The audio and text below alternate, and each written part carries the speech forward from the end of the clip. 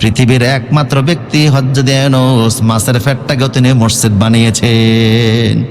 বোঝা গেল যে কোনো জায়গায় গেলে নামাজ ছাড়া যাবে না। আমার দেশে সবচেয়ে মুসল্লি কম কোন নামাজে? কোন সময়? শীতের সময়, ঠিক কিনা বলেন? শীতের সময় ফজর ওয়াক্ত মুসল্লি কম না বেশি? হায় হায়, উত্তর অঞ্চলে ওয়াজ করতে যাওয়া হলো, মুসল্লি তো নাই, মুয়াজ্জিন সাহেব নাই। কেউ মুয়াজ্জিন আপনি কোথায়? কয় হুজুর যে শীত, আজান দিছেন নি? কয় দিছি তো। কয় কেমনে দিছেন? কয় খাতার ভিত্তে থাইকা। শীতের কারণে বের হই না।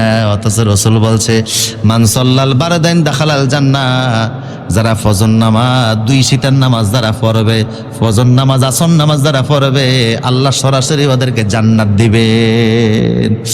আবার রাসূল বলতেন লা ইউলি জান্নারা হাদুন মান সাল্লা ক্বাবলা তুলি শামস ক্বাবলা গুরুবিহা, যারা ফজর নামাজ আসরের নামাজ নিয়মিত পড়বে, আল্লাহ কখনো ওদেরকে জাহান্নাম দিবেন না। আবার রাসূল বলতেন মান সাল্লা সুবহা ফাহুয়া ফি জিম্মাতিল্লাহ, সারাদিন যদি নিরাপদ থাকতে চাও, অ্যাক্সিডেন্ট থেকে বাঁচতে চাও, ফজর নামাজ দিয়ে দিনে শুরু করো।